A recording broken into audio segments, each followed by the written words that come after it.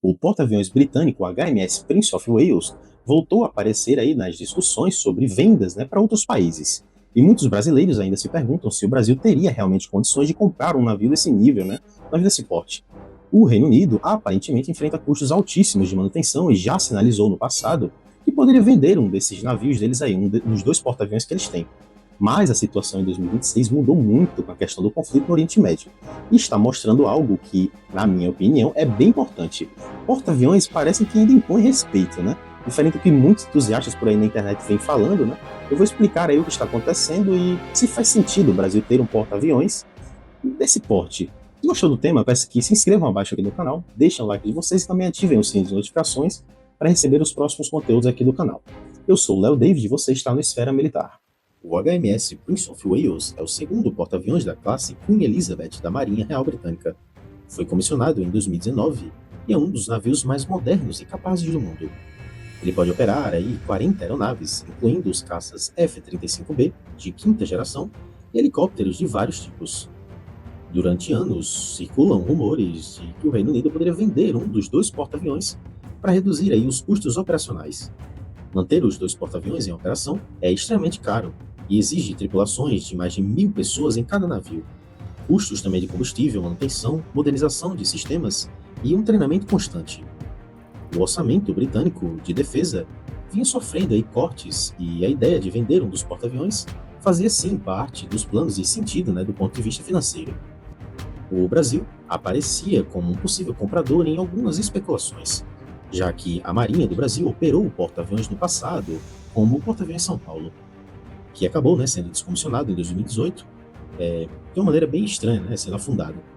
Ter um porta-aviões moderno como o Prince of Wales colocaria o Brasil em outro patamar de capacidade naval. Mas aí surge a primeira pergunta que eu tenho para vocês. Será que seria viável o Brasil operar um navio desse porte? Bom, vamos analisar isso antes de falar o que realmente aconteceu com essa possível venda aí, né?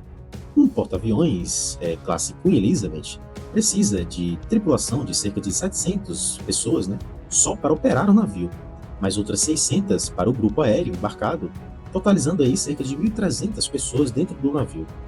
O Brasil teria que treinar e manter essa tripulação numerosa, e só aí, o desafio enorme começa. O custo operacional anual de um porta-aviões desse porte ficaria entre 300 a 500 milhões de dólares, segundo algumas estimativas, incluindo também combustível, manutenção, salários de tripulação e a operação de aeronaves. Isso sem contar o custo de aquisição, que mesmo com os descontos por ser usado, seria bilhões de dólares com certeza. O Brasil precisaria também dos caças F-35B que operam nos porta-aviões, já que é o único caça de quinta geração que tem a capacidade de decolar em pouso vertical.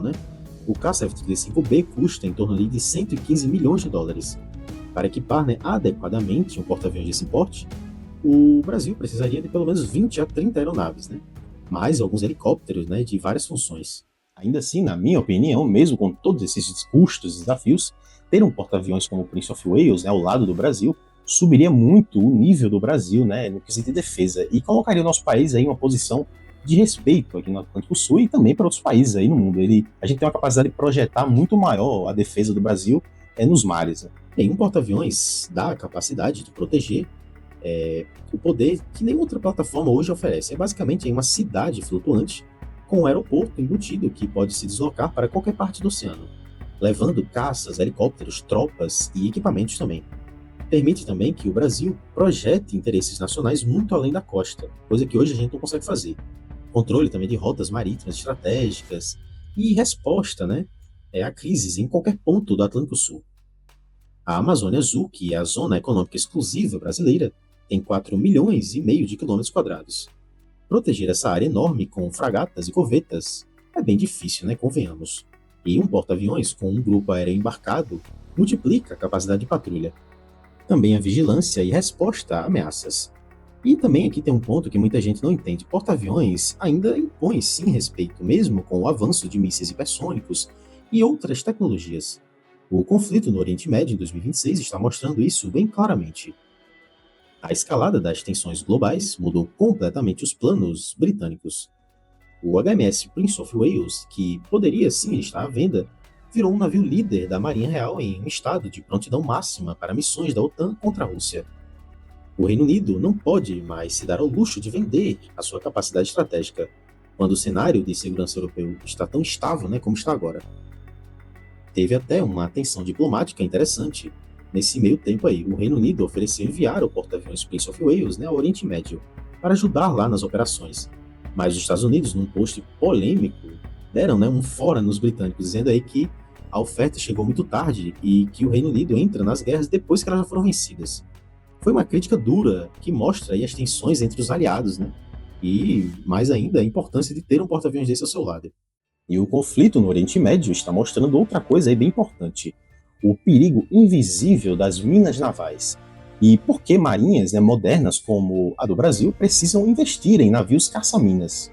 A inteligência americana detectou que o Irã está usando pequenas embarcações e mini-submarinos de apenas 28 metros, aparentemente, para espalhar aí minas navais no Estreito de Hormuz. Esse estreito aí é vital para a economia mundial.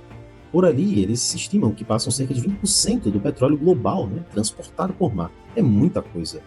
As minas navais são armadas e baratas, e também são extremamente efetivas. Uma mina que custa alguns milhares de dólares pode afundar um navio petroleiro que vale centenas de milhões. Podem também ficar no fundo do mar por meses ou até anos, esperando um alvo passar. E são muito difíceis de detectar e neutralizar. O Irã está usando táticas assimétricas. Não pode enfrentar diretamente a marinha americana, porque seria destruído em horas. Então usa mini submarinos e embarcações pequenas para plantar minas de forma furtiva. Segundo alguns relatos, o principal submarino iraniano, o Iris Fateh, foi afundado em operações recentes. Mas dezenas de mini submarinos continuam desaparecidos e provavelmente estão realizando algumas missões. E aqui, bem nesse ponto, está a lição para o Brasil. Poder naval não é só, pessoal, ter fragatas e submarinos grandes, como muita gente pensa por aí. É também ter aí a capacidade completa, que inclui caça-minas, helicópteros antissubmarinos, sistemas de vigilância marítima, e tudo que está funcionando ali em conjunto, Tem que estar em conjunto, senão não funciona. O Brasil não tem caça-minas modernos hoje em dia. Se alguém, por exemplo, decidir minar os acessos aos portos brasileiros, ou rotas, por exemplo, de plataformas de petróleo, a Marinha teria dificuldades muito grandes para lidar com essas ameaças. É uma lacuna operacional bem séria que precisa ser resolvida. Voltando aos porta-aviões, a realidade é que, com a escalada de tensões globais, o HMS Prince of Wales não está mais à venda. O Reino Unido precisa dele para suas próprias missões. Mas a discussão sobre se o Brasil deveria ter um porta-aviões continua bem válida. Na minha opinião, diante disso tudo, ter um porta-aviões moderno subiria muito o nível do Brasil no cenário internacional e daria também uma capacidade muito estratégica aqui para o Brasil. Um porta-aviões ainda impõe respeito, na minha opinião, como estamos vendo aí no Oriente Médio, diferente do que muitos entusiastas falaram sobre eles já serem obsoletos, um tipo de tecnologia que não funciona mais, mas seria um investimento, claro, gigantesco, exigiria um planejamento de décadas aqui para o Brasil e também poderia comprometer nossos recursos aqui do Brasil. A questão é que o Brasil está disposto ou não a esse tipo de investimento, a longo prazo, teria que ser algo bem a longo prazo. E você acha que o Brasil deveria buscar um porta-aviões no futuro, ou construir um seu que seja, ou o dinheiro seria melhor aplicado em outras plataformas, outros tipos de negócios e coisas que poderiam agregar na defesa? Deixa aqui sua opinião nos comentários, também se inscreva no canal, deixa o like de vocês para nos ajudar, e se gostou do conteúdo também, pessoal, ative o sino para receber os próximos. Então é isso, até o próximo vídeo.